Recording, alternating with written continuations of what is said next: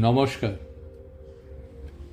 কিছু অনুভূতি ভাষায় নয়, নীরবতায় জন্ম নেয়। গত কিছু দিনে তেমনি কিছু নীরবতার মুখোমুখি হয়েছি। সেই আত্মজিজ্ঞাসারই কয়েকটি শব্দ আজ আমার কবিতার শিরোনাম।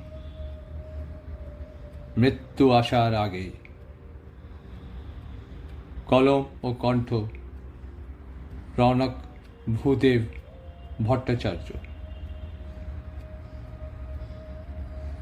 শ্মশানের চৌকাঠে প্রতিটি মন কিছুক্ষণের জন্য সাধু হয়ে যায়।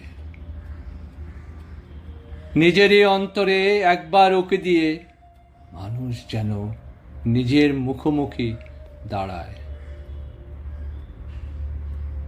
ছাইয়ের বুকে লেখা শিক্ষা বলে, যা কিছু বিলিয়ে দিতে পারো আজই বিলিয়ে দাও। যারা অভিমানে দূরে সরে গেছে তাদের মানিয়ে নাও। হৃদয়ে যে ভালোবাসা আছে আজই তা জানিয়ে দাও। না ধন যাবে, না মান অভিমান, না সঙ্গে যাবে বৈভব আর সম্মান। শেষ যাত্রায় শুধু কর্মই সঙ্গী হবে, বাকি সব কিছু এখানেই পড়ে রবে। ফিরে এসে কিন্তু জীবন আবার তার নিজের গতি ফিরে পায়।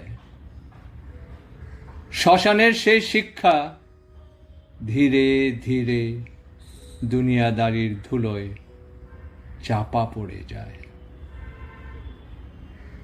সত্যি বলছি, মৃত্যুকে ভয় পাই না। ভয় শুধু এই, মৃত্যু আসার আগেই শ্মশানের ওই শিক্ষাটুকু জীবন পথে যেন ভুলে না যায়। জীবন পথে যেন ভুলে না যায়।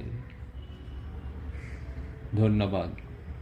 কলম ও কণ্ঠ রৌনক ভূদেব ভট্টাচার্য।